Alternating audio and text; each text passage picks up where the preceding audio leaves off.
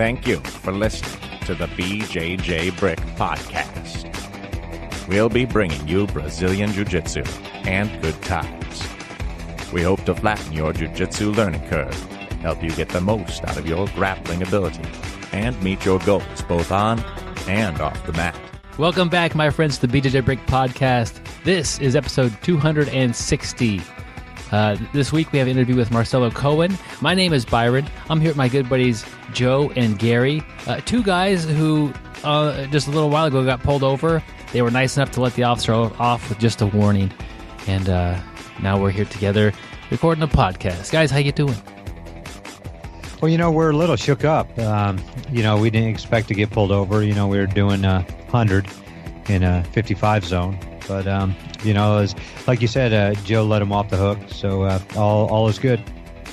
I threatened to throw Gary out the window at the guy, and that that set the tone of the conversation. But well, anyway, we're good. You guys were trying to dry off Gary's undergarments from his no-gi class on the antenna of the vehicle. You got to get those speeds to get all that moisture out of them. And, well, the bad thing is I think we caused a pileup because it actually came off the antenna, went on a guy's head who was riding a motorcycle.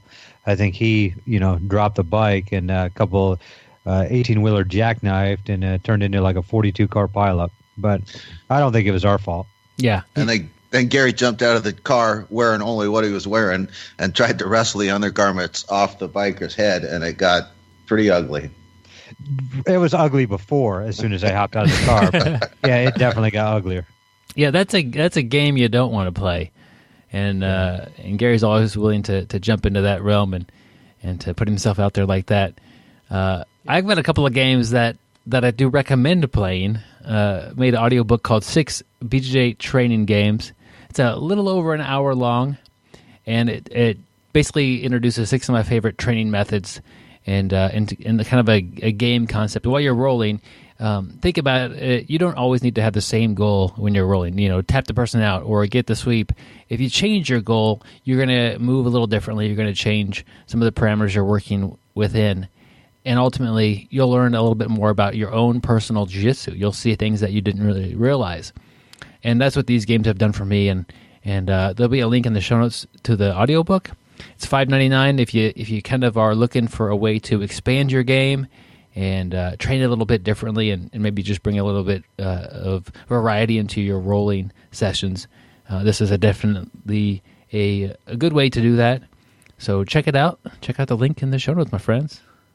What else you need to check out is our interview portion today. We have Marcelo Cohen on today. He's a black belt from Florida out of the Armory.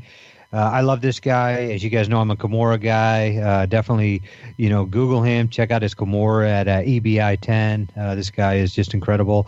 So do not miss the interview portion. Do get your popcorn before and make sure you're there when Byron starts the interview. Yeah, the popcorn should be in the microwave now, I guess.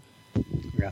Speaking of popcorn in the microwave, check out our YouTube channel. Byron actually has a video of making a grilled cheese sandwich, having a snack before you go to jiu-jitsu.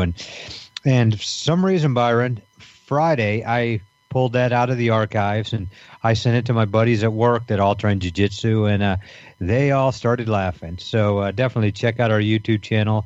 Normally we talk about our YouTube channel a little later on in the show, but I don't know how I got here. But definitely check out Byron's grilled cheese before jiu-jitsu snack video.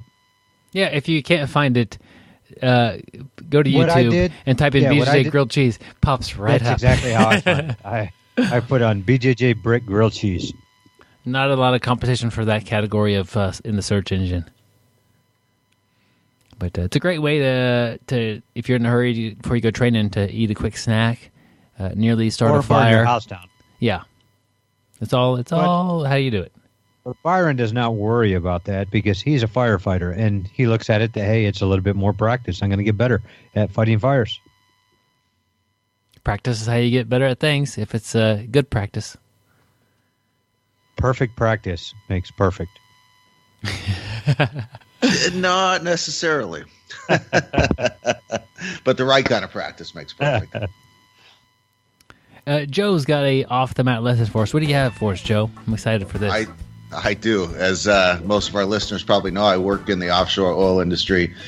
And before moving to the safety department, I was the captain on the ships. And so we drive the ship out to the oil platforms, and we set up alongside and offload the cargo. And on the deck of our ship, we have a couple of cargo riggers. And on the rig floor, they've got a couple of cargo riggers as well. So I've got riggers on the deck to handle the cargo coming on and off the ship. And the crane operators got riggers on top to handle cargo coming on and off the rig floor. And when we get to the rig, it's common to have a conversation with my deckhands, my riggers over the VHF radio, a little safety discussion beforehand, and remind them if they see anything unsafe to speak up, and we'll stop the job if we need to, and we're not going to get anybody injured. And the crane operator will often do the same thing with his guys. And we went out to the rig one day, and the crane operator gets on it, and he goes through a spiel, and he's, if you see anything we can do to make the job better or easier or more efficient, go ahead and speak up and let me know. So he swings the hooks down, and he picks up the first piece of cargo and swings it up to the platform. And one of his riggers gets on the radio and says, it'd be a lot better if we started loading the rig floor from this side and moved it over this way. And the crane operator gets back on the radio and he says, who's running this crane? Who's been working on this platform for 15 years? That's right, it's me. And if I want to load the rig floor from that side to this side, I'll do it that way. Now, do you think that either of those riggers are going to speak up and say another thing for the rest of the job? Yeah, I mean, he could be in the process of dropping a piece of cargo over the side, and they're not going to say anything. And I think the way this translates to jiu-jitsu is it's easy to let our ego get in the way, sometimes frustration, and maybe we have a bad roll with a guy that's a belt below us, and afterwards he'll start in with, well, that Kimura you were working on, you were close, but... And it's easy to just, hey, zip it, man. I don't need to hear from you. And if you have that tone with another student in the gym, do you think they're ever going to come back and try and help you later? Never. And it may be a case where it's a 4-stripe white belt trying to give you some advice and you don't think it's warranted. And that guy may end up being one of those blue belts that's a savant at a particular position. 8 months down the road, he might be the Spider Guard king in your gym. And you're going to be like, damn, I could learn some things from this guy. Do you think he's going to be very willing to help you? Probably not. So I guess the lesson is to make yourself available and approachable and welcome comments and criticism, even if you don't feel it's warranted. You just don't want to shut that communication down. It's too valuable of a way to learn. Yeah, very well said, Joe. It seems like a lot of jiu-jitsu people I talk to, especially, higher level people, they tell me they can learn from anybody. And, that's the big key. I think sometimes we get to the point, whatever our belt is, somebody below us, we can't learn. And, it doesn't matter. We can learn something from the very first day somebody starts class.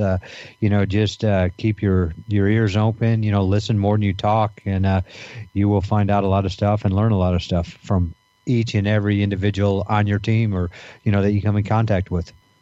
Yeah, that's a good story, Joe. I like that, and I could appreciate that being in an industry where sometimes you get feedback from somebody who may have less experience, but you could either make it easier for somebody to give you feedback or hard for somebody to give you to give you feedback. And I try to make it as easy as possible. If somebody, hey, you just did this, or you said this over the radio instead of this. Oh, thanks, man. I appreciate that. And then just go back and change it.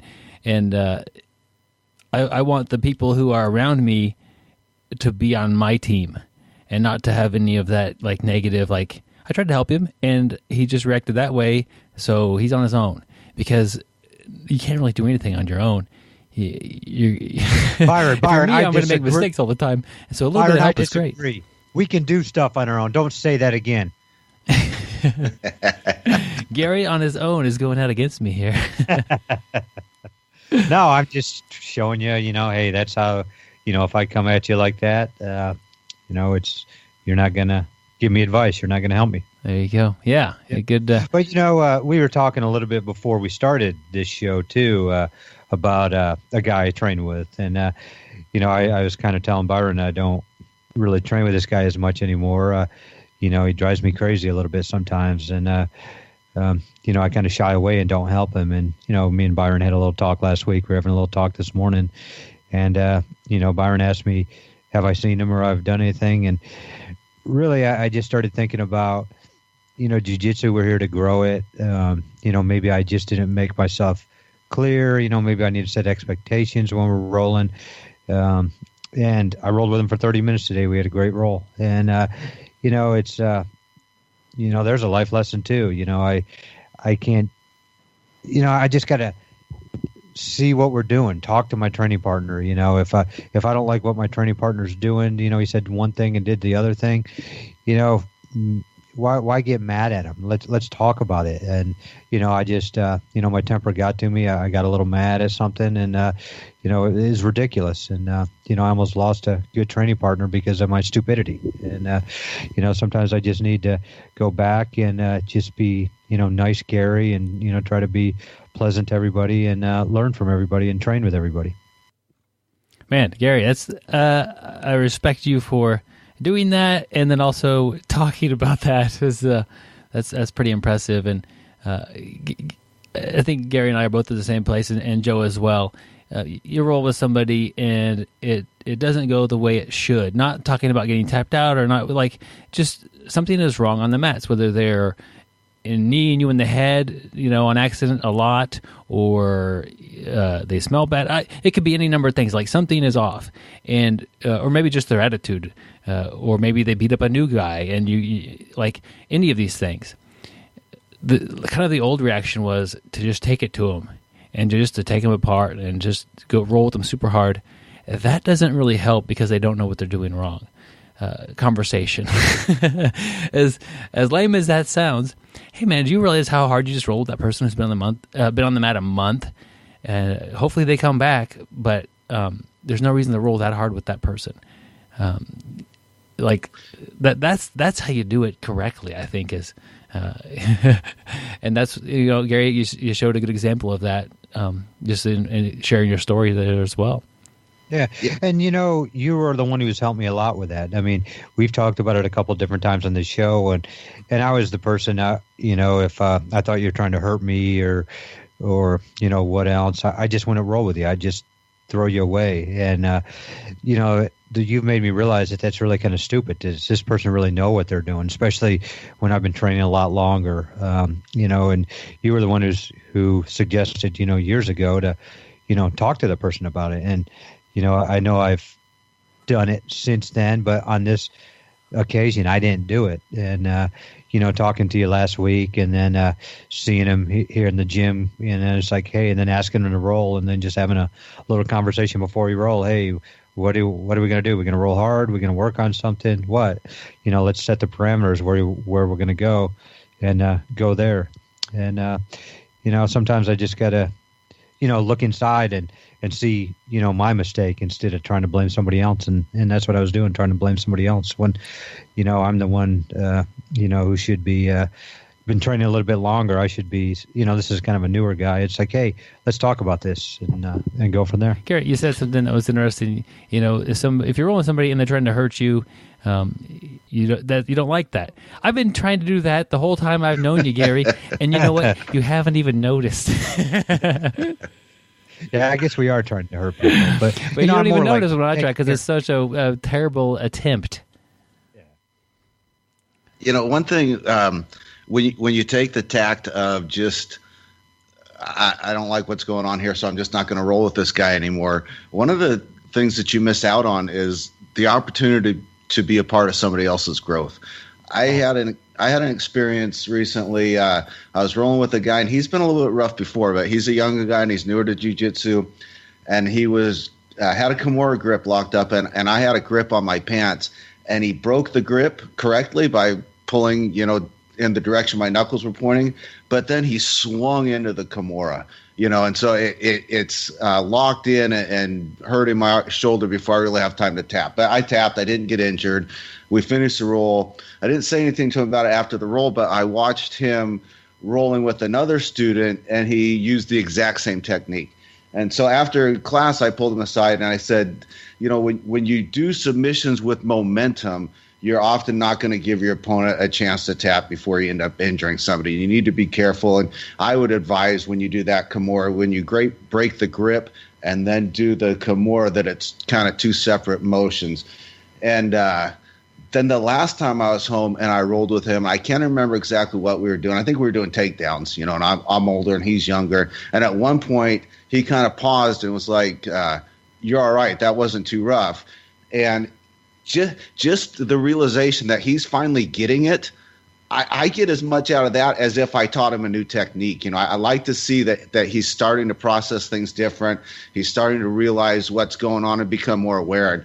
And if you just don't roll with people like that, you miss out on the opportunity to help them and be a part of that process.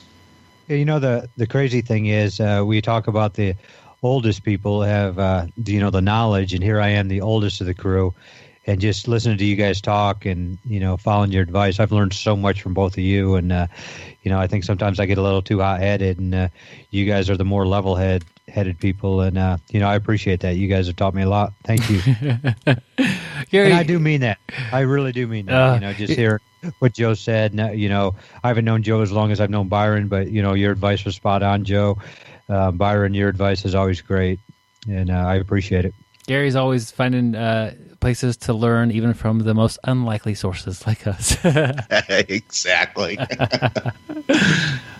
We do have a quote that will seem weird this week, and then it'll make total sense.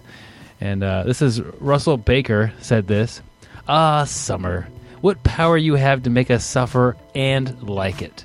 And I saw that quote pop up on like a daily quotes website. Sometimes I have to look for quotes, and that's a good place to go. And just replace the word summer with jiu-jitsu.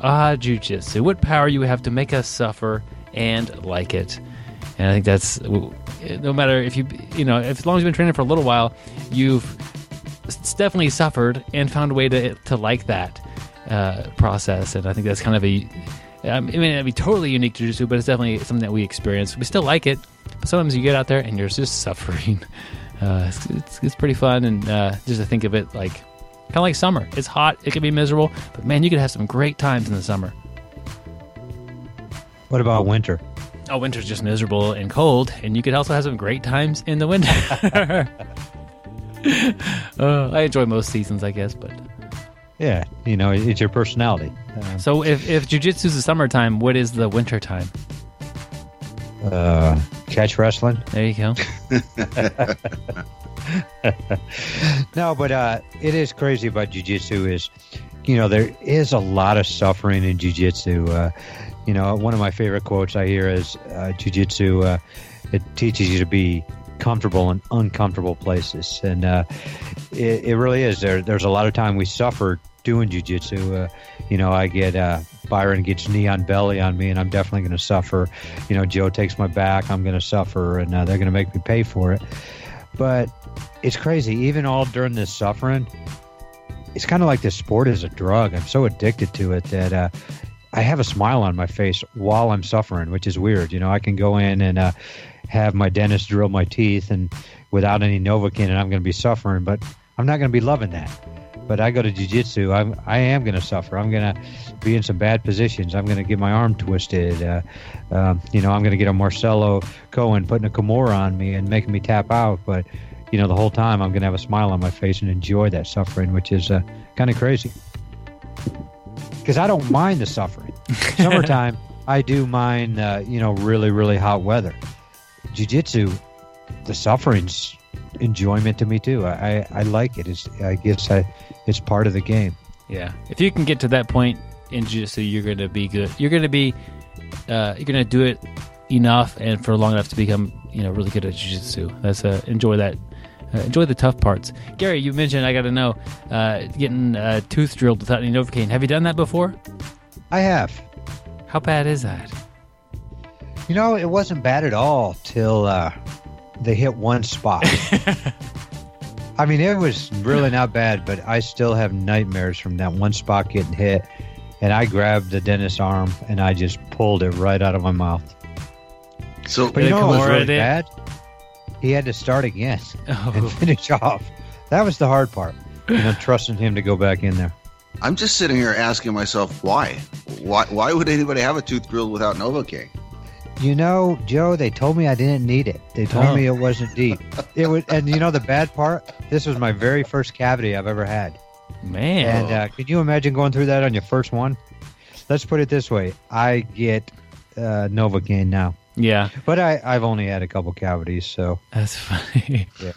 Both, and I ask, just to go off topic a little bit there, both my dad and my brother, if they get a filling, they don't use Novocaine, and they don't like the numbness they feel afterwards. When they're done with getting the filling, they take it like man. And I have yet to get the nerve built up to say I want to do that too, because in modern medicine, why not have the Novocaine? It's not that bad. But like my dad has told me, you go in there, you don't have to do anything. You just open your mouth and you just sit there, and you let the pain kind of go through your body, and you just know that it's going to pass in a little bit of time. Man, and my brother, he did it, and now he's the same way, and they got the toughness. I am not anywhere near that tough. Like, I can't imagine let somebody work with like little instruments and hurt your teeth. Like, yeah, I'll take the Novocaine. They got all the toughness in the family, not this guy. But, yeah, well, I remember Becky, your wife, was telling me that you actually use Novocaine to brush your teeth. Like that's how much of a wimp you are, she told me. To floss, yes. And remember, always floss after you eat. There you go. This is good. Back on the hygiene kick, Gary. Yep, definitely. Well, we've meandered back and forth from topic to off topic, but let's get back on topic. Yeah, let's get back on topic. Byron is going to interview Marcelo Cohen. He is the most interesting grappler in the world. I tapped out Robin Hood with a bow and arrow choke. The impressive thing is that Robin Hood didn't even have a gi, just his tights.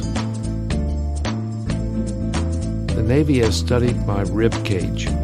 They have made many advances to submarine technology, learning how to easily withstand great pressure. According to superstition, stand in front of a mirror and say my name 3 times, you will start coughing, just like after a tight choke. I don't always listen to podcasts, but when I do, I prefer the BjjBrick Podcast. Stay sweaty, my friends. All right, my friends, I'm happy to bring Marcelo Cohen to the BjjBrick Podcast. Marcelo, welcome to the show. Hey, thanks for having me, Byron. I appreciate the opportunity to talk with you guys. Yeah, we're excited to hear from you. You have a lot of interesting things you're doing, and we're happy to learn from you. And you've set some pretty neat examples with your competition and your coaching as well. But if somebody doesn't know you yet, Marcelo, could you just introduce yourself a little bit about who you are, where you're training, and a little bit about your past grappling history? Okay, I started training Brazilian Jiu-Jitsu when I was 16 years old. I started at headquarters Carson Gracie, Rio de Janeiro, Brazil, under Marcelo Saporito, which is a Carson Gracie black belt. And I got all my belts under him, from white to black. I started as a hobby, and then eventually started getting serious as you training, get more familiar with things, start to get a little more serious. But that's where I came from, Brazil, Rio de Janeiro, Carson Gracie, and then I moved to the States when I was a brown belt. Then I come to the States. Jiu-Jitsu wasn't big yet, but it was getting big. And then I realized, that's a great opportunity. Jiu-Jitsu is growing here. So I started deciding to take Jiu-Jitsu serious when I was a brown belt. And then I train at the Armory now. I don't know if you heard about the Armory. We passes so many amazing fighters. Yeah. Like Cavaca, Buchecha, Kurt Pellegrino, and a lot of other ones. Used to be like a MMA gym oriented, and now it's a strictly Jiu-Jitsu gym. So now I'm a black belt, competitor, head coach at the Armory, and having a great time. Living in Florida, Jupiter, Florida, a lot of competitions around here, a lot of good guys around here. So just happy, enjoying the jiu-jitsu lifestyle.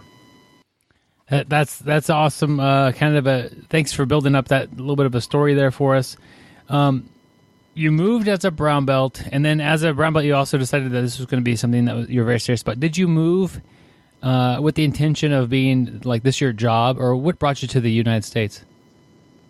I have a family here, so the transition. My mom lives here for 30 years, so I came to stay with my mom. And when I got here, I founded the Armory. I started as a student. But like I said, jiu-jitsu was very small. So the owner of the Armory was a very rich guy and saw the value on me. So he hired me to be a coach there, which was one of the best things that happened in my life. I got to work with some great talent and learn a lot. So my family what brought me here to the States. So when he made you a coach, is that when you decided that this would be what you do for a career? When I decided, I never decided, but I was like very into jiu-jitsu and I was competing a lot, and it just happened, that was very natural. I started to realize there was a lot of opportunities in America, and there was not many jiu-jitsu, and I was kind of ahead a little bit. So I was like, oh, I can do something with it. And that's how I coach. I started to compete, coaching. And then that happened pretty naturally. I never had a day that I came, now I'm going to take jiu-jitsu serious. Yeah. Yeah. So that was a smooth transition. But it was around that time during the brown belt. Yeah, brown belt, I started competing more seriously. Like almost every weekend, I was going to local tournaments and try to build my name. So the Armory there where you train was a big MMA gym, and now it's jiu-jitsu gym. What caused that transition, and how is that going? What counts? The owner was the former owner, Joe Mullins. He was a rich guy, so he went to Brazil and found all those fighters. He found he was actually the guy that brought Bochecha to America. So he brought everybody, Bochecha, Cavaca. He brought UFC fighter Edson Barboza. He brought UFC fighter Marlon Moraes. And everything was great until he had a heart problem. So when he had the heart problem, that's when the things started to fall apart, because he decided to sell the gym. And since I have a good connections and good students, one of my close friend and student decided to invest on me. And I had a big follower for kids program. My kids program is pretty big. And some of the adults program. So we moved to a smaller spot. And we've been on this smaller spot for 3 years, and it's been great. So that's why it happened, that transition. I found a different investor, pretty much. Is it the differences between running, I guess, an MMA program and a jiu-jitsu program? Is it much different, or is it just you're teaching a martial arts system to somebody, or are the clients a lot different in the way you get the word out? The clients are very different, because when you have a big MMA school, the school is really big. It show up all kind of crazy people on the front desk that want to be a fighter. Like some random crazy people show up at the front desk. I want to be a fighter. I want to be an MMA fighter. I don't even know how many times that happened. I'm on the front desk on a computer. A random guy show up. I want to be an MMA fighter. I was like, another one. But most of out of 100, one make it. They don't realize how much it hurt the training. And I don't know if everybody is willing to pass it through surgeries, quit their job, struggle a little bit to make it. A lot of people, it's easier for people when you struggle at first, like with food, for example, because how are you going to compete? I'm talking even like jiu-jitsu a little bit. if you want to do that full time, it's really hard to compete if you have a job. You compete with, your competition doesn't have a job. You wake up to work, whatever, to work at the desk. Your competition is work to run. Is waking up to run. So in order to do that full time, you have to struggle at the beginning, you know? So most of people see they struggle and they're like, hell no, I'd rather get a job. So I think in the MMA side happens more crazy people show up. And then now running a jiu-jitsu school, I like to run like more as a family oriented, you know. Of course, you still have a competition team, but it's a more lighter vibe, you know. Yeah, it's a little bit more focused probably on enjoying the process as opposed to thinking about a fight that's coming up and gonna be a wild experience. It does. So is it just the people that are maybe kind of in general a little different that show up and want to try MMA versus that show up and want to try jiu-jitsu? Or can you take one of the MMA guys and throw them into jiu-jitsu class and make them enjoy that process? I try making the MMA guy understand that he will not survive in the cage without jiu-jitsu. It will be really hard to have zero training of jiu-jitsu and try fight MMA. Then actually I had a student of mine fought last weekend. And the guy that he fought was a good striker, but zero jiu-jitsu, zero wrestling. My student was getting beat up on a stand-up, but once the fight went to the ground, that was it. So I try to tell the MMA guy that comes through my gym and say, hey, if you want to do MMA, why don't you start training jiu-jitsu?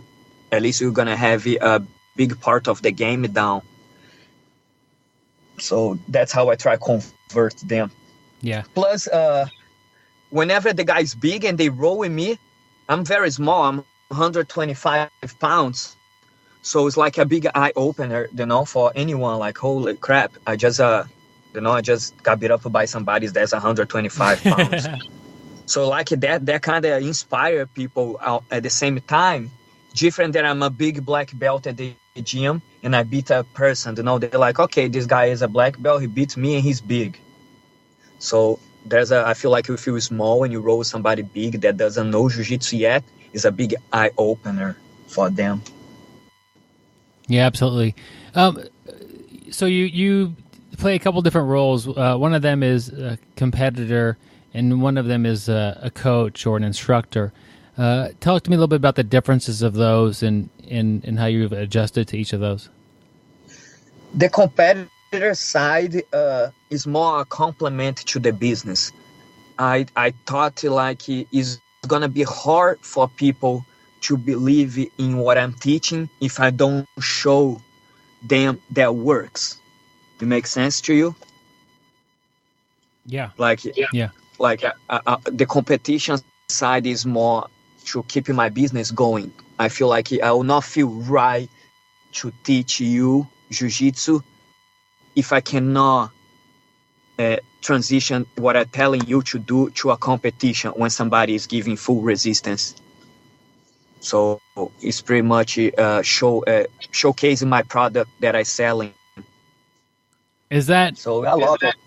Is that to the students that are already been there for a while? Because it sounds like, you know, when you're brand new, you come in and this guy is 125 pounds and his jiu-jitsu works very well. You know, he could beat up the big guys.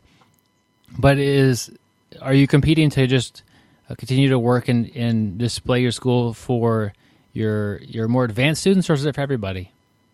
For everybody, and for myself, of course. For myself, it feels good to.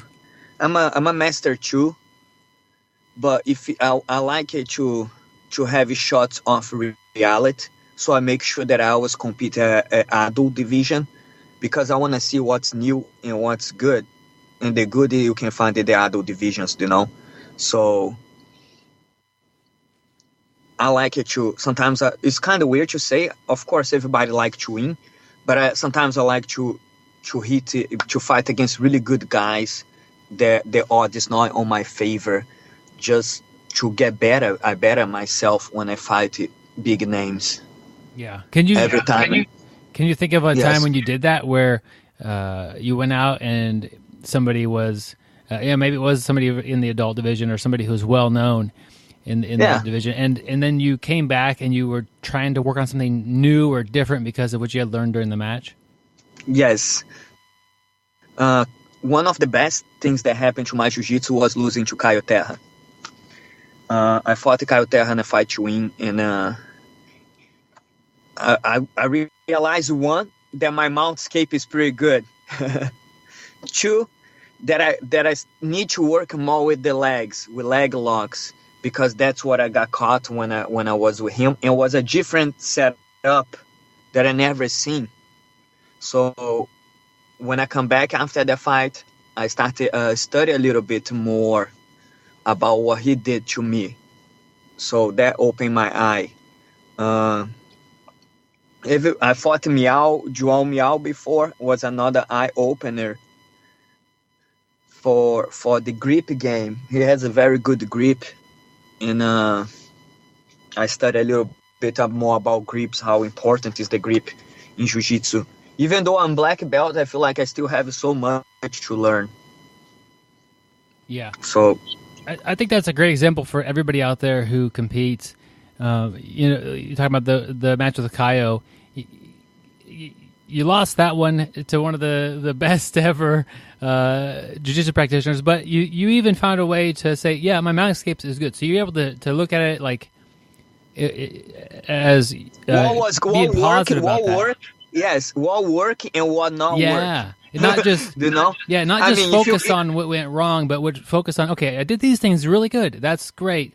And then what can I work on? And then not blame anybody in particular, but like, what could I work on? How could I get better? And that's what you did with that lesson. And you took that and you grew from it.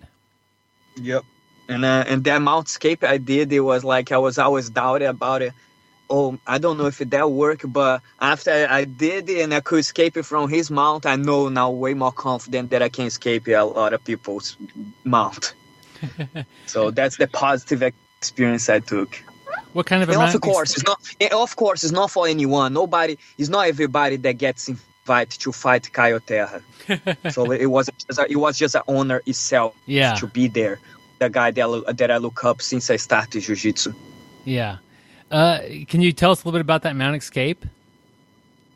It's a push off. Do you know that you go put the legs upside down on the armpit and get out through the back door? Sure. You can't. Sure. That was it.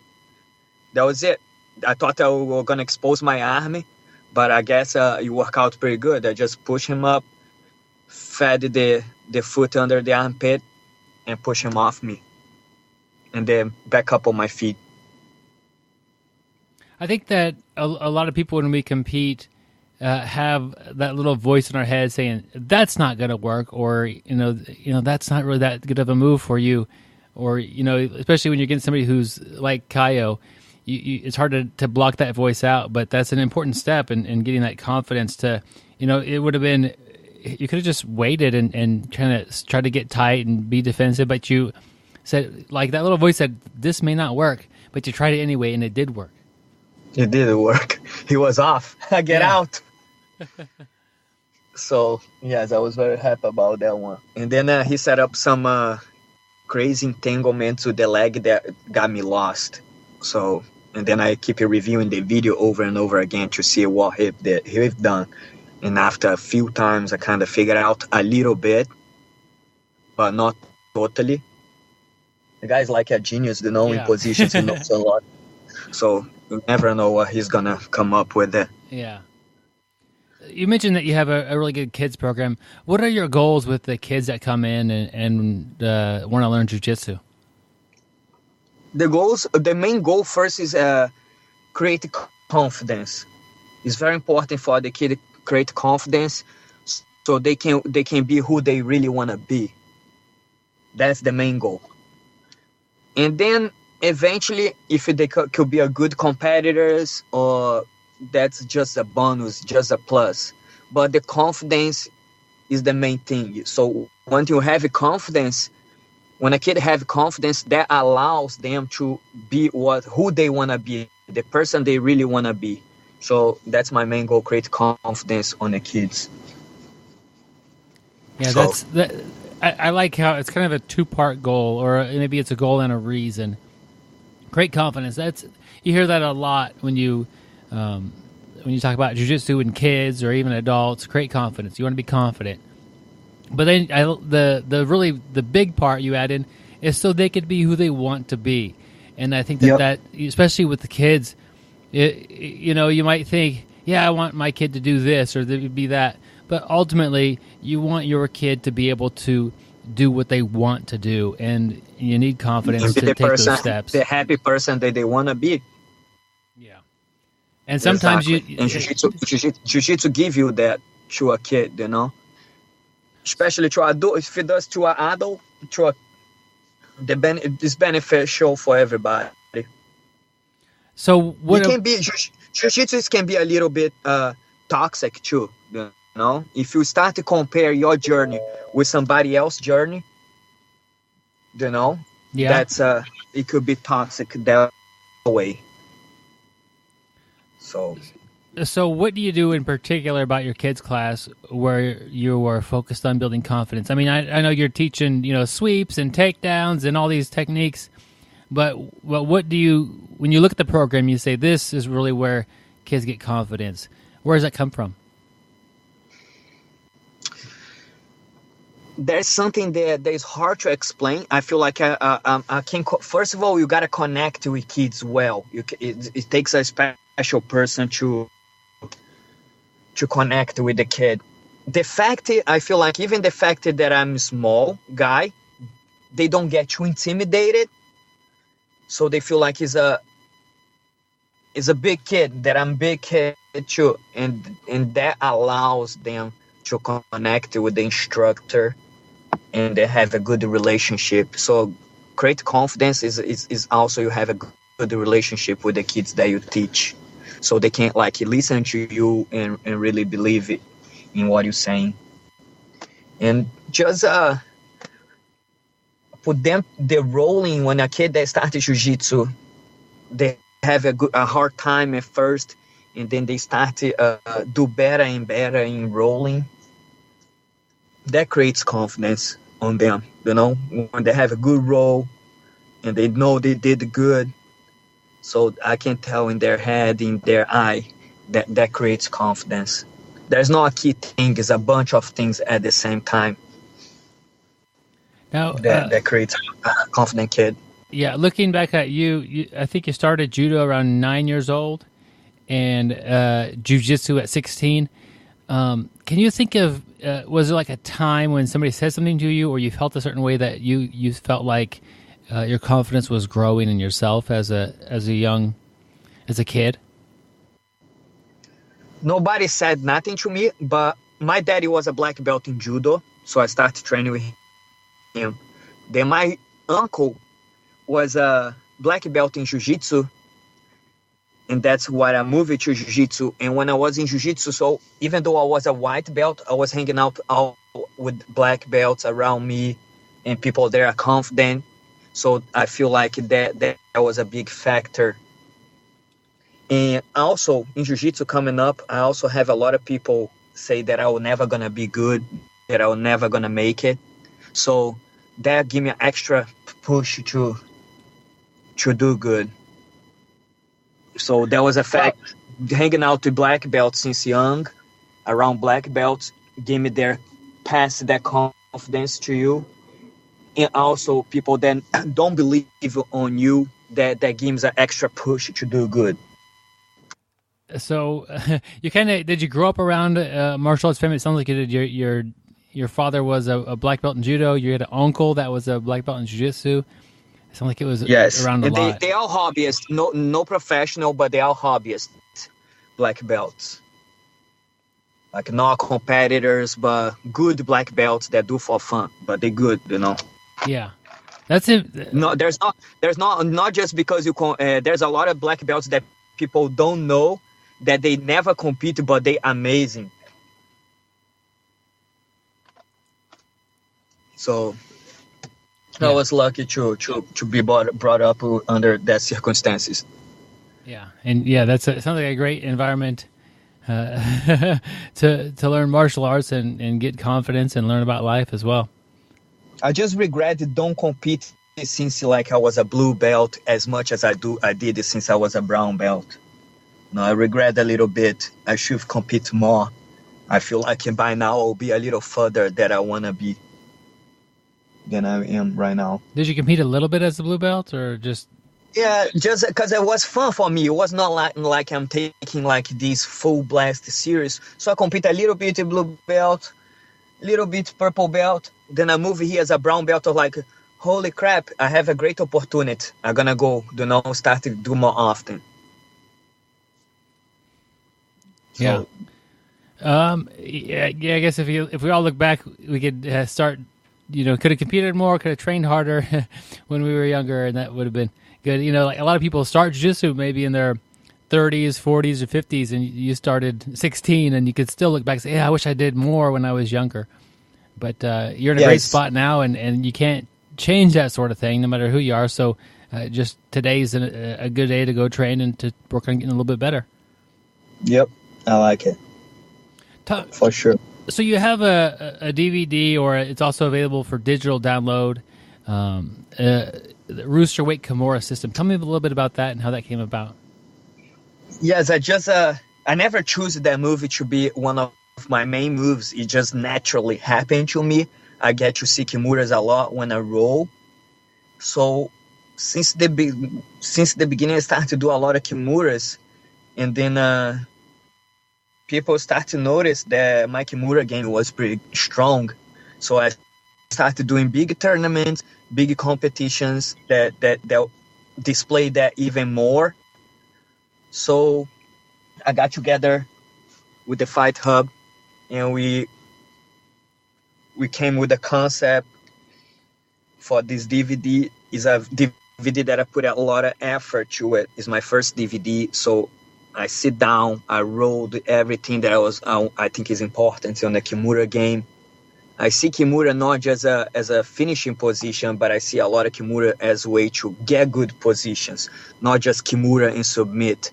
But I use that Kimura to get to good positions like take the back or passing the guard. And works pretty good for a gi and no gi.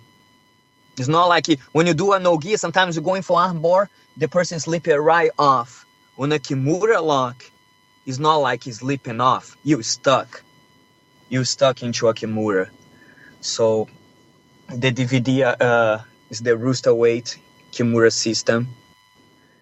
As for small guys, big guys, I'm sure if I can do being 125 pounds, doing the Kimura against bigger people, I'm sure those techniques work for anyone, for girls, small guys, big guys. So I'm very excited about the DVD release. Having a lot of positive feedbacks about it, so I'm happy with it. So looking at the Kimura, and do as many people do that at Rooster Weight as other weights, or is it more common for the bigger competitors? Yes, there's not that. I'm sure there are a lot of people do Kimura, but I don't see as many Rooster Weights doing the Kimura system the way I do. So, especially right now, the new thing is leg locks. So people, even the new guys, are too much into the leg lock game. And then this bring the old school back a little bit, and still show that works. Yeah. So, and that's it seems like when everyone's focused on one thing, there's opportunity elsewhere. Where if you've got, let's say 10 guys in your division and 8 of them are drilling leg locks all the time, all of those guys are going to be pretty hard to leg lock. But if they're not spending much time trying to figure out how to get out of Kimuras and to the latest knowledge on what the setups look like and that sort of thing, that just one option that might kind of throw them for something that they're not used to defending, and put the element back in your favor. Yes, for sure. And plus, IBJJF, they don't allow all the leg locks.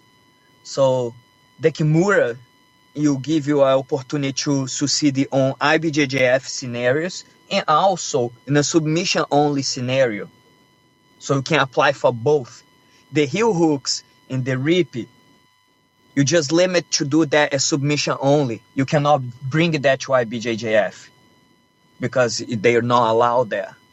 So I feel like that's a great thing. The Kimura system, you let you succeed in both environments. No submission only and point system. So that I think is a plus. You don't limit you to I'm just submission only, or I'm an IBJJF guy. You can do in both areas.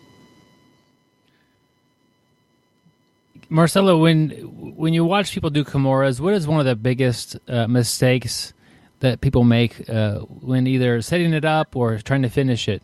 They get. I feel like two things. One, they forget the monkey grip, which is so important. The little monkey grip is so important. It might be one of the main important things because it allows you to stay in a Kimura long time. And the second one, sometimes I see even students of mine, they get to the Kimura, they don't finish it right away, so they let go and go to something else. When I grab a Kimura, I never let go. Never. I'm patient. I wait until I get my opportunity. Because the referee is never going to tell you, hey man, let go this Kimura, move. No, because you have a Kimura lock. You have a submission attempt. So you can actually use the Kimura to recover, compose yourself, rest, and then try rip again. Try make a move again. So sometimes people get it, they don't rip it right away, they let go and go to something else. So when you get the Kimura lock, you gotta appreciate the lock and stay as long as you need it. So those are the two big mistakes that I see. That's great advice, and it really also helps you learn how to like some of the finer details of the move. I remember when I was really focused on getting a better triangle choke, my main goal was to get the position of a triangle and then work from there, but not be in a hurry, because whether they get out or they get submitted, like the more amount of time I'm working my triangle, the better for me. And the same thing, I like working on some leg drags. The more amount of time I'm in leg drag, I can leg drag and then just pass, or I can leg drag and change a few variables around and look at how they're reacting and wait and see if they do anything, and then pass eventually. So if you get your Kimura and finish it right away, or get it and then just give up when it's not good, you're not getting a lot of time to practice the Kimura. But if you get the Kimura and you're patient with it, and you try changing some angles, or you try a couple different things, and like you're getting better practice at developing that Kimura, as well as getting the Kimura in the end of it as well. The little details, you just feel it. I don't know if you watch my match on EBI that I did the Kimura. Yeah, you took a while to rip it off, So that was a good example of patience. I stayed there. The commentators were saying it was not a good strategy what I was doing, that I was not gonna get it. If you watch it, that's pretty funny. He has not a good angle. No, and then out of nowhere done. So people sometimes, even people that commentating not understand enough about the lock. Yeah, well, I mean, it's hard to know about your game in particular and how patient you are as well. But so did that one start from the guard to end up on top? I do from anywhere. Okay. But yes, it starts from the guard. I did the trap with the leg over the shoulder. And I rip it off. To defend, he roll. I end up on the mount. Step through the head and finish the lock. That's something that actually my teacher showed me. Very, very old school jiu-jitsu. He showed me when I was in Brazil even. And it all works, even if it's been around for a little while. Yep. All works. It was one of the best things that happened actually for me. Was that showcase on EBI. Yeah. So you mentioned the monkey grip. I don't know if everybody's familiar with that. So you're talking about not grabbing their hand or their wrist with your hand. You're kind of curling your hand more, right? First to control, you can just grab it regular. But when you get to the lock, you need to switch into a monkey grip. Otherwise, your grip is going to fade and you're going to get tired on your grip.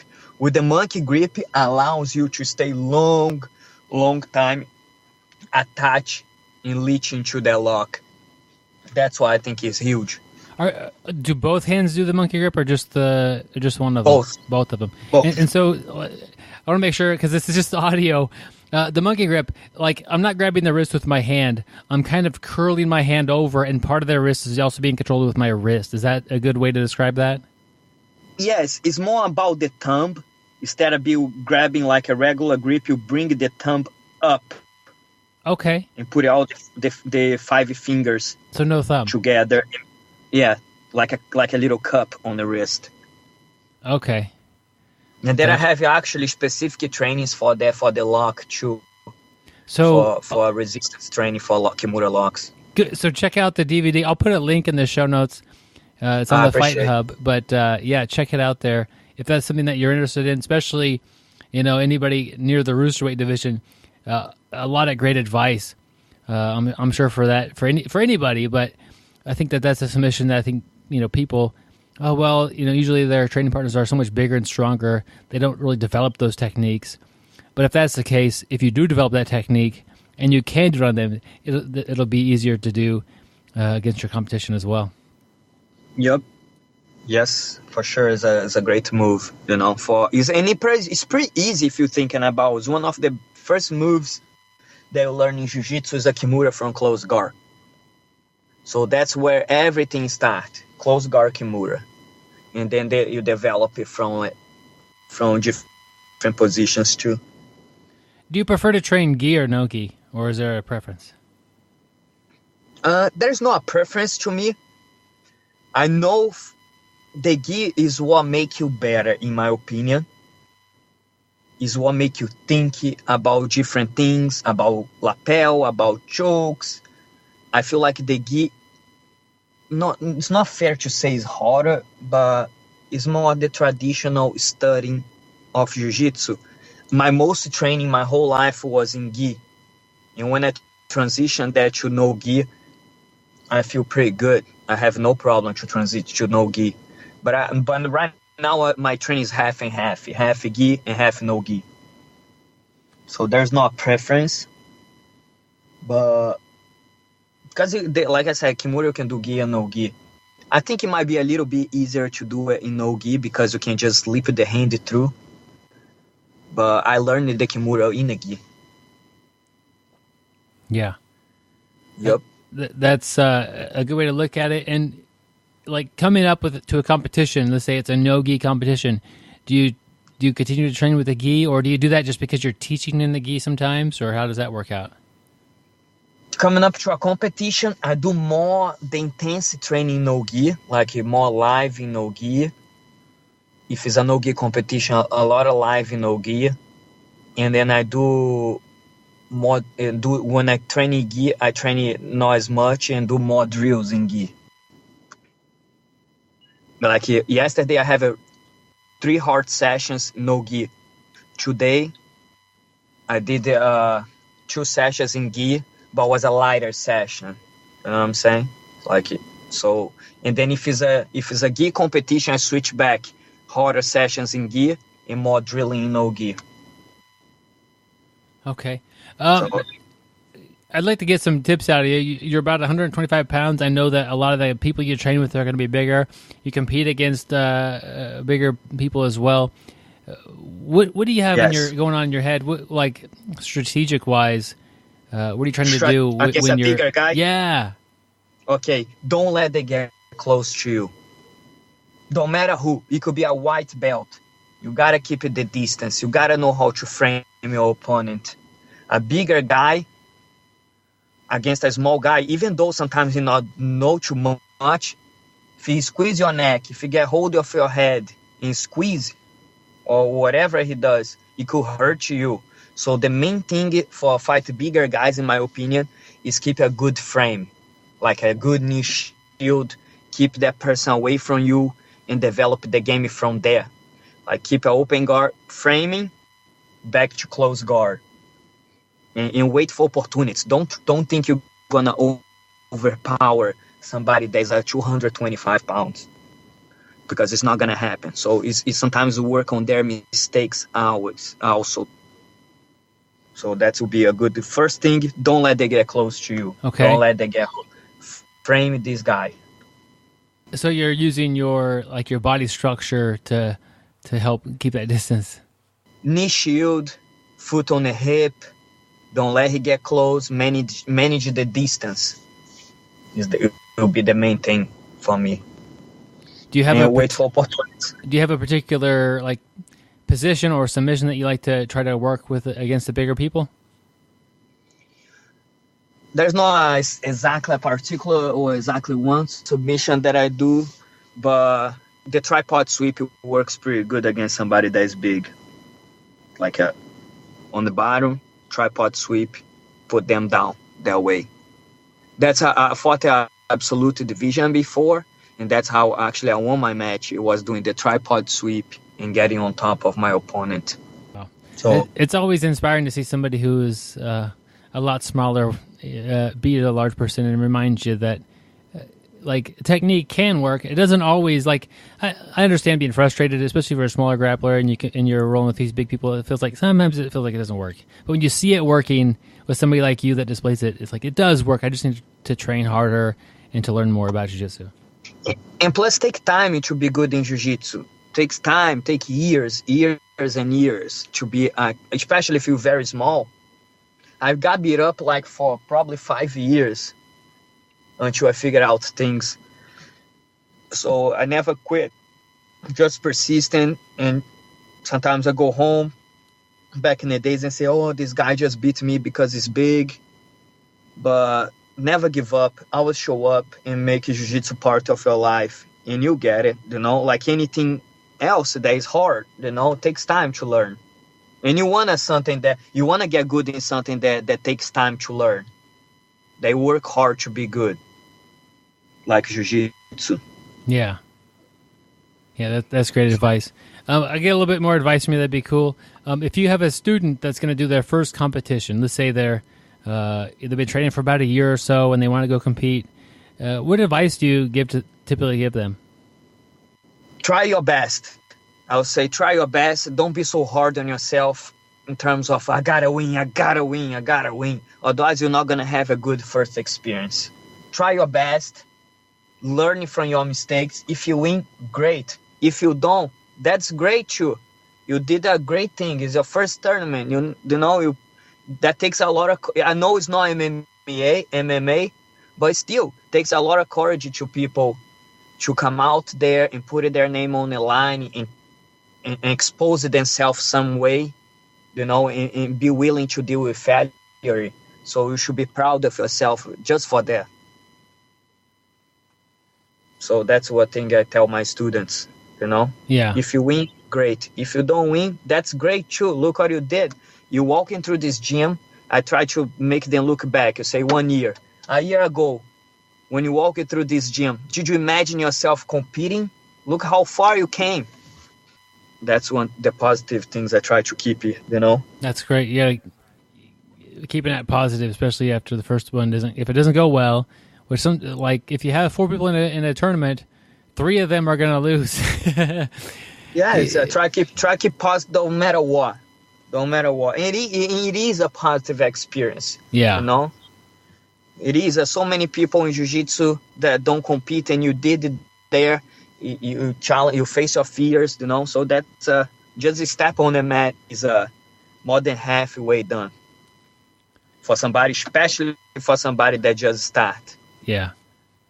Marcelo, looking back at maybe earlier on in your jiu-jitsu, or it could be a more recent example, but what frustrated you, and how did you get past that?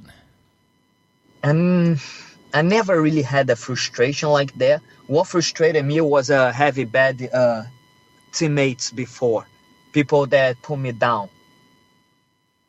That before I create a name for myself, people don't believe on me. People that was in my team, I would like not to mention names, but yeah. people was in my team and say, no, you're never gonna do it, you're nothing. And now I become bigger than them, and they have to swallow their words. So that would be something that frustrated me before. And now they don't even want to, they don't even want to recognize it, you know.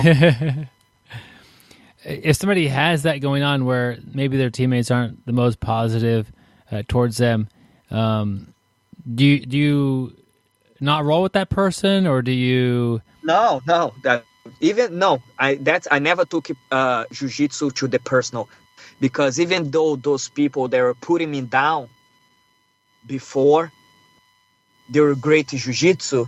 So what I did, I shut my mouth and I roll with them because I still wanted their jiu-jitsu. Do you know what I'm saying? Yeah. I shut my mouth, put my head down, and I still rolling with them. Suck the jiu-jitsu out of them. You know? Yeah. You're going to learn it one way or the other, and if you're able to get mat time with him, you'll pick it up that way. Yes. And then that was happening. Most of the guys that put me down, they good black belts, but they end up doing a different career, and it is what it is, you know. But yeah. I learned a lot from the people that also didn't believe on me. We've talked a little bit about like doing jiu-jitsu as a hobby, and I put myself in that category. I'm definitely not a professional athlete, but I love jiu-jitsu, and when I can go train, I go train, and when it doesn't fit my off-the-mat life schedule, like I'm working or something like that happens, I don't train those days. But if somebody can only train like 1 to 3 times a week, how could they make sure that they're getting the best out of their jiu-jitsu that they can? What could they do when they're there or when they're not there to do the best training? I feel like it's not worry about.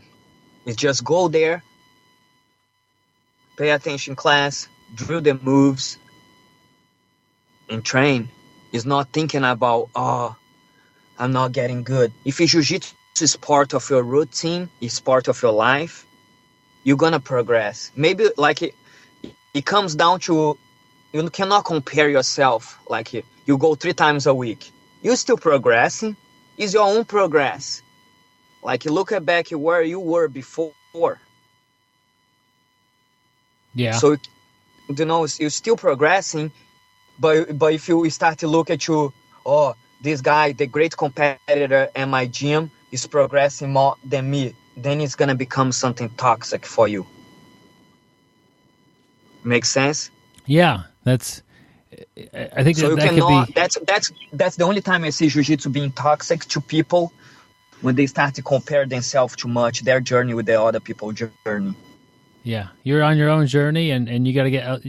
I try to get a little bit better every day, but if somebody passes me in that journey, that shouldn't be a big deal. No, the ultimate's not your competition, you know. It's you and yourself, you know. You're doing your thing. Jiu-jitsu is part of your life. Be happy. You're healthy. You can train, you know. Imagine how many people cannot even train because they don't have a good condition or health condition that allows them to do that.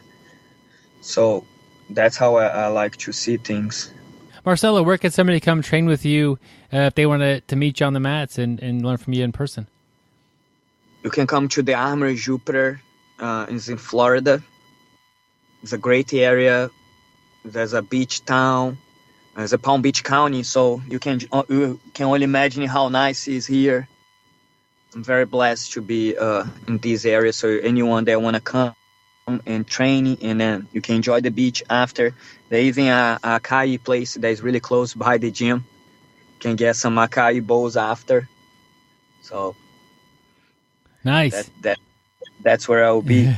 That's where I'll be. And I also travel a lot, so maybe I'm going to be doing seminars in New York next month for my upcoming tournaments. So I'll be in September in New York if somebody want to train with me. Nice. Just you can also follow my page on Instagram, and I'm always updating the news there. That sounds good. I'll put a link to the Instagram. That way people can keep up with you there. Do you have any sponsors you'd like to mention? Yes, I'd like to say thank you to Furia Jiu-Jitsu Sports, my gi sponsors. I love their gi. They have a great cut. And also say thank you for New Breed. They are my no-gi sponsors. They also run great tournaments. And I'm happy with having those two companies supporting me. We've been together for like almost 5 years. And I'm happy. For the gi, do you have a favorite gi that they make?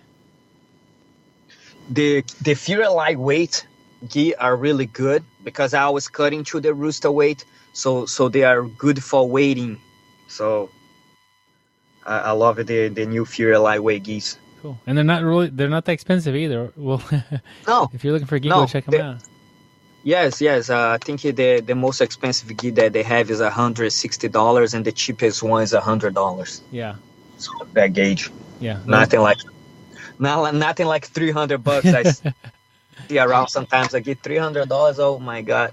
Yeah, they have a Fury lightweight gi. The white one is under $100, so that's pretty cool. Oh really? Yeah. Oh, that I didn't know about this promotion. Get them.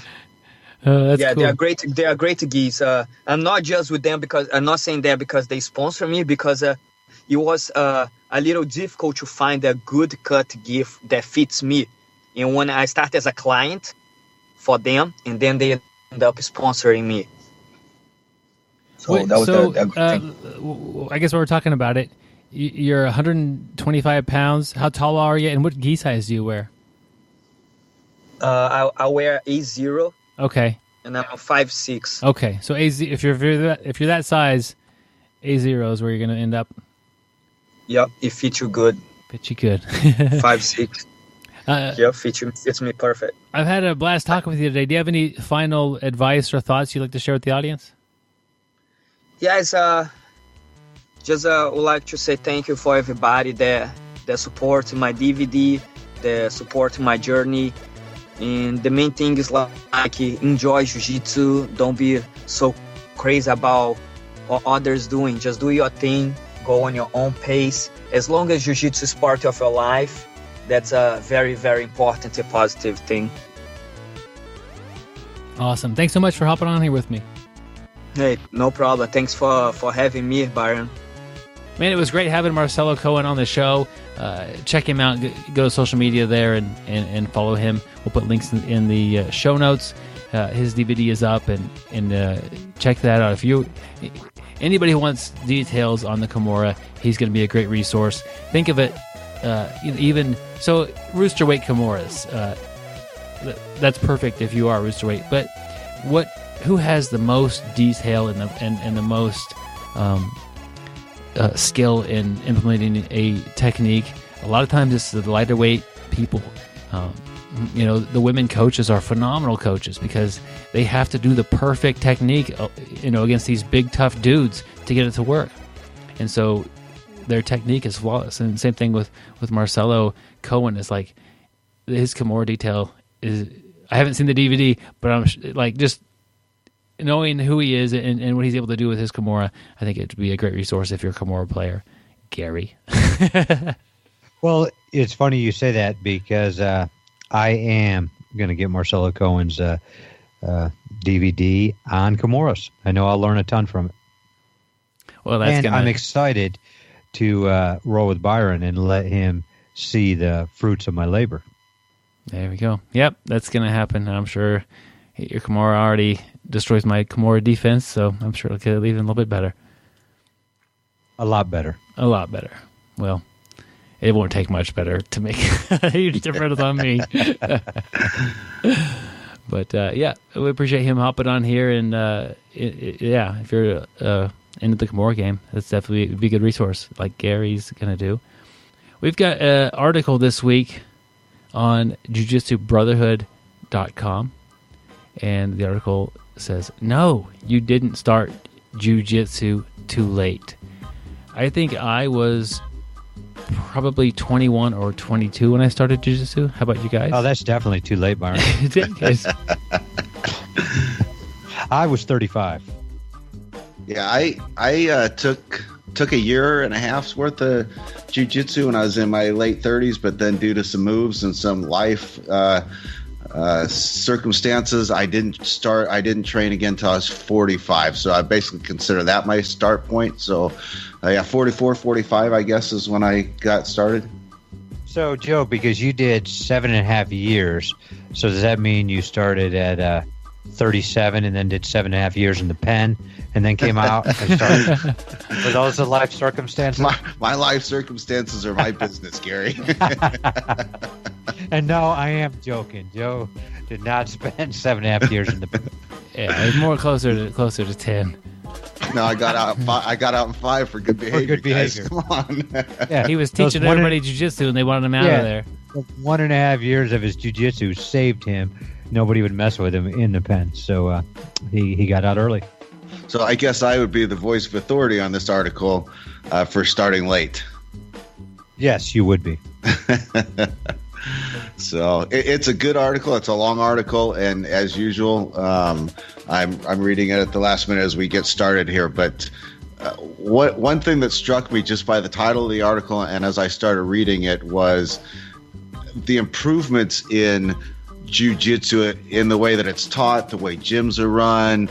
I mean, there might be guys similar to me that start in their 40s or maybe even in their 50s and they wish they would have started 20 years ago. But the reality is they might not have liked it 20 years ago. It's a different sport than it was then a little bit. The cultures in the gym are a little bit different. And certainly people have learned a lot about better ways to teach and better ways to structure class. And I've got to say that I think this is probably the best time to be doing jiu-jitsu is right now. Yeah. This is so I guess reading the headline of the article, it makes it sound like age-wise, is it too late? But actually, like, the year is 2018. I should have started earlier, back in the good days of jiu-jitsu. And, regardless of age, that's people think of that as well. Really, there's never been a better time to train jiu-jitsu. It's never been more accessible. The gyms, I would say, have never been friendlier. I think our coaching and teaching techniques and methods have never been better. And, starting jiu-jitsu now is definitely a wise move. But you can also think of it like, planting in a tree. When's the best time to plant a tree? Like 10 years ago. The second best time is now. Yeah. The two best times to start jiu-jitsu is when you were 10 or today. Yeah. Byron, I was thinking about something you said, and Joe, you guys were talking about jiu-jitsu. It's a great time to start now. And Byron, you were just talking about teaching methods and, different ways. And one thing that really struck me going back to our BJJ camp, talking to Jake Fox, talking to Tim Sled, talking to Rolly Delgado, 3 of our black belts that were there, including Byron there too. But I was listening to those 3 talk at one point, and they take their teaching so serious that they learn. They study, how to become better teachers, how people learn better, and different methodologies of teaching. And they were all talking about that. And I just don't think back in the day that was as much as it is today. I think back in the day, you were a good competitor and you became a teacher. But man, I was just listening to those 3 talk and I was like, man, no wonder their schools are so great. No wonder they're such great instructors. Like, they're not, focused on just getting themselves better, which is part of the process. They want to get better too. But man, they put so much time into learning how people learn, how to teach people better, and how each person's a unique individual. And I just thought that was kind of cool, and it just made me think that anybody who trains at one of those 3 schools is a very lucky individual to have a teacher like that. I do like towards the end of the article, the author kind of listed a few things that he's learned as he's doing jiu-jitsu. He talks about respecting the cycle. He talks about every good framework needs its own language, which I thought was good. You go into a jiu-jitsu gym and when you're brand new, you really have no idea what they're talking about. Grips, leverage, X guard this, and knee shield that. And that's one thing that has probably improved in recent years, is that that's more consistent from gym to gym. And as you learn it, then you're able to just walk into one gym and speak the language immediately. So, yeah, it's a good article. It's a little bit longer, but check it out. Go to jiu-jitsubrotherhood.com and give it a look. Joe, you were talking about the language there. The next point is pain is not injury. And it kind of goes back to what I just talked about a minute ago. Being uncomfortable and being comfortable with being uncomfortable, staying clear-headed and calm during a roll could make the difference in a roll. And there we go back. Being comfortable with being uncomfortable. That's kind of, like we were talking about the jiu-jitsu part there. The summer, going back to our quote there. Yeah, this article also has an interesting kind of a chart that explains like the growth of jiu-jitsu and how the curves work out, like the cost, the efficiency, credibility, numbers of competitors in the sport as a whole, and how that's rising, and how the cost overall is going down to learn jiu-jitsu. And that may sound weird to you, but like if you think about it, a lot of these people that we interview, they had to go travel to go train at a serious place. Like whether you're traveling an hour and a half every day to go train, or you're traveling, like John will, every few months to go train, hopping on a plane and doing that. Like the very high cost, whether it's time or money. And so training's never been more cost effective. Even online training programs like like really good DVDs and downloading videos, or even YouTube. And so all these things have made the cost of it go down to get good training, and the amount of people doing the sport has gone up, and just with that, with the numbers, we're able to do things that we couldn't have done a long time ago. Like there's a lot of great, you could have there's a bigger gi market, so more gi companies out there, and you can find a gi that you really like, opposed to getting a simple, plain one that I got when I started in 2002. And Gary's gi, it was, all of our gis were pretty simple. Even just to have a logo on them, it was like, oh, that's kind of neat. Look at gis nowadays, and it's like, okay, they have more than a little simple logo on them.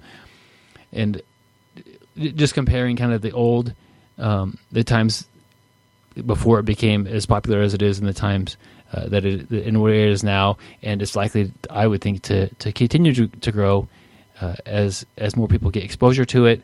And obviously people get exposed, some people leave, some people stay.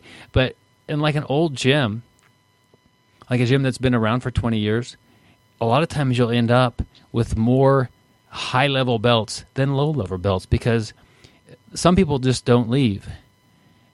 But if you don't leave, even if that's 3%, after many years go by, that's a lot of people that have stayed. And those people, of course, have higher ranking positions, with belt colors.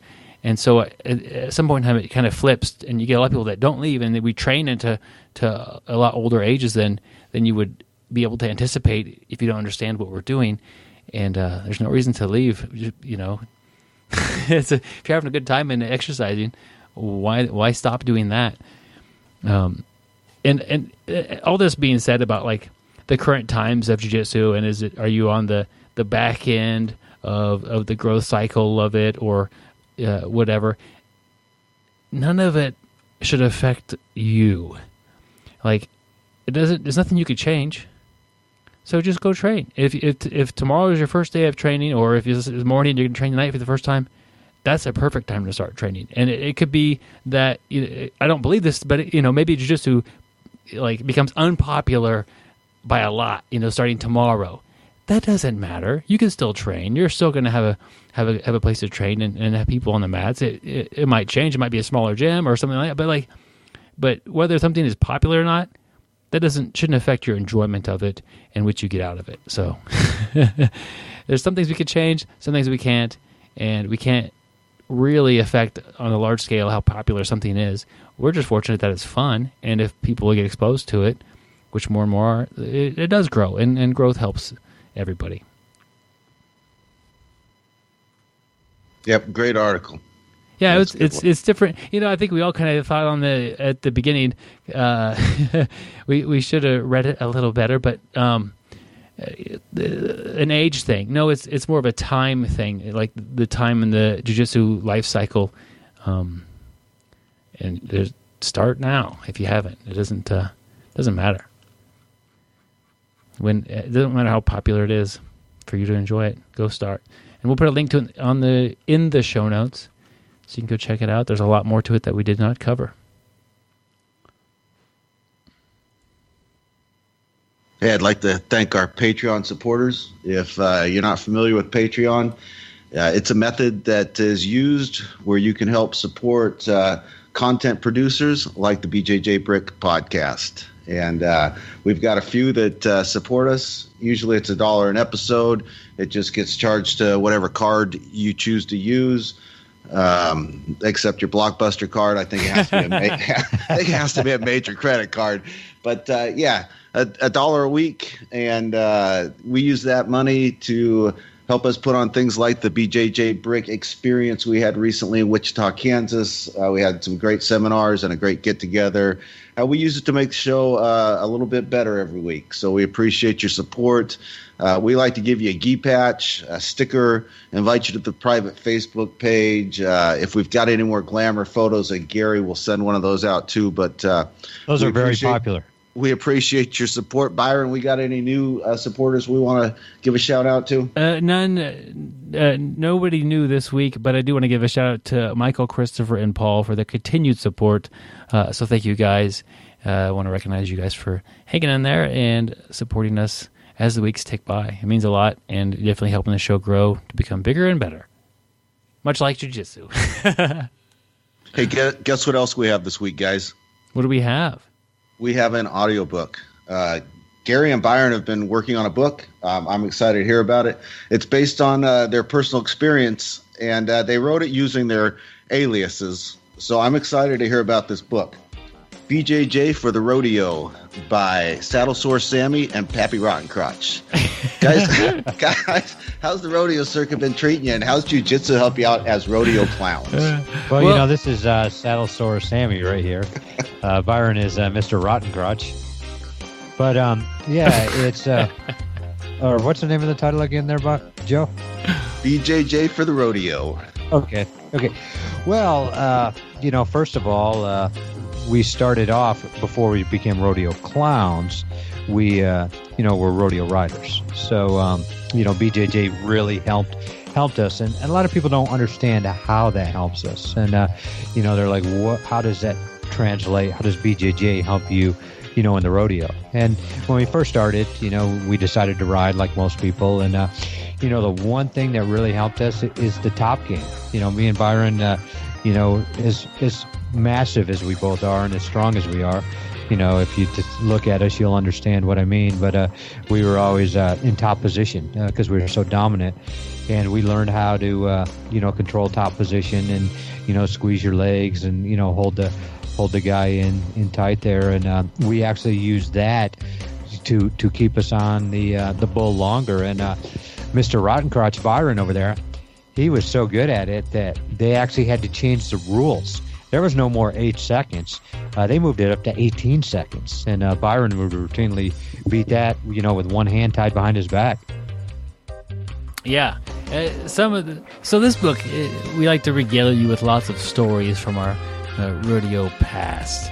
And, Gary, this may be surprising, but he came up with the bullfighter pass during this one of these events where he decided, instead of doing the traditional rodeo where he's on the bull, to actually just kind of grapple with the bull. And for one reason or another, the bull ended up pulling guard, and Gary's got these hooves, and he's trying to throw them from side to side and kind of a bullfighter this bull. And sometimes you get hit by the horn a little bit there, and it does some pretty serious damage to certain parts of Gary's body. What was Gary's name there, Joe? I forget already. I'm Saddle Sore. Saddle Sore. Yeah. And so it hit him right on right where he sits on the saddle. And it was sore. It was sore. you'd think you'd get a name like that from all the time that you spend riding, but he just got it from catching the horn in the wrong part. So if you look down there and back there, it's nothing, but it looks like a wet pillow that got stepped on by a football team with cleats. I mean, that thing is all messed up. and that's one of the reasons why Byron is starting a GoFundMe page for me. Little reconstructive surgery, huh? Well, I don't know about a little. I think that's a lot of reconstructive surgery. He tried to give me a appointment with a Dr. Pimple Popper to fix that, but she was booked up. Oh, these names are out there, guys. Yeah. But I mean, we learned a lot, during that time, and jiu-jitsu, like Byron said, most rodeo clowns basically stay away from the bull. And one thing that our coach always told us is, you got to go towards the hurricane. You got to go into the hurricane. So Byron and I were probably the first two guys to actually attack the bull. And you know what happens? You think of these bullies. I mean, these bulls, they get mean. They each time every where the time word they bully come comes out, from. Yeah, they're more upset. But so what we did is we started attacking the bull, and the bull didn't know how to react. So a lot of times as we started to attack, the bull just ran the other way. And Byron and I were making money hand over foot. We were, making so much money, and we were getting ready to retire till the outbreak of hoof and mouth disease came. Yeah, I think actually Gary brought that to the country on his foot. But another story, Gary, one time he had this bull, he roped it, and he's tying his feet up and all this stuff, and it starts to get away from him, and he played a lasso guard for the first time ever as well, and was able to get the bull under control, and he actually worked at Plata on the bull, and that was pretty much a game changer right there. That's when we took it on the road.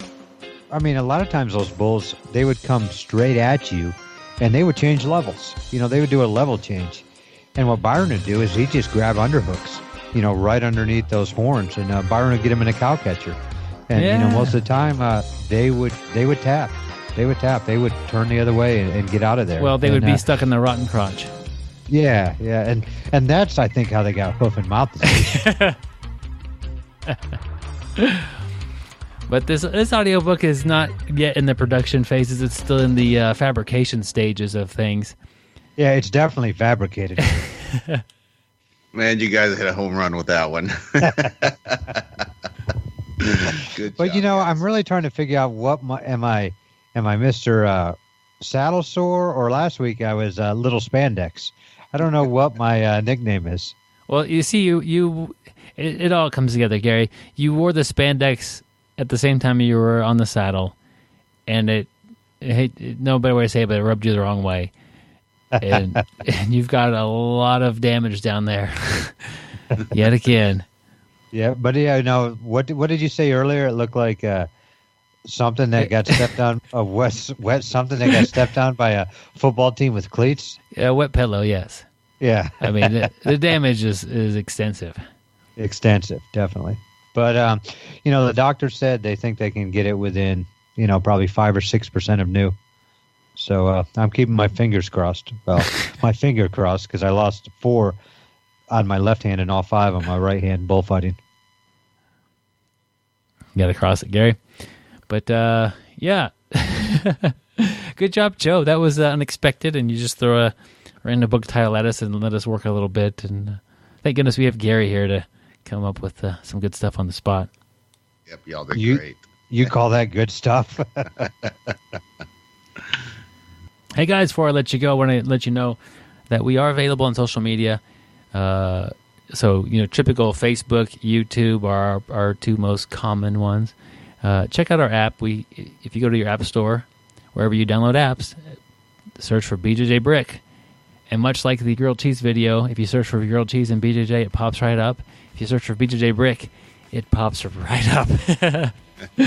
And in that way, you could, if podcasting is a little bit new to you, or you don't have actual favorite podcasting app, that's one easy way to listen to the podcast. It's got a convenient player and downloading it on there and all that good stuff for you guys. If you're in Wichita area, that's an easy place to train with Gary and I. Send us an email, bjjbrick@gmail.com, or a message on Facebook, and we'll try to get on the mat with you. This week we missed somebody, Gary. It just didn't work out. Yeah. He was in town, and neither one of us could make it the evening he was available. Tried to get him in the morning, tried to get him the next morning, and it didn't work out. So sorry about that. But Joe, where can they find you? Yeah, if you're in the Houston area, just let us know, and I'll make a stab at coming out and training with you. Look forward to it. You know, the good thing is now, Joe, it's a lot easier for people to train with you now that you're out of the pen. I made it pretty easy in there too, Gary. He'd always just wait in the showers. Stay sweaty, my friend. And don't forget to shower. Train hard, train smart, get better, guys. We'll see you on the mats. And make sure you wash yourself so you don't get hoof and mouth disease. And keep that soap on a rope so it don't end up on the floor. And never have wet your pillow and let a football team with cleats walk all over it. Thank you for listening. I hope you find the time today to roll. After all, the best way to get better at Brazilian Jiu-Jitsu is to do Brazilian Jiu-Jitsu.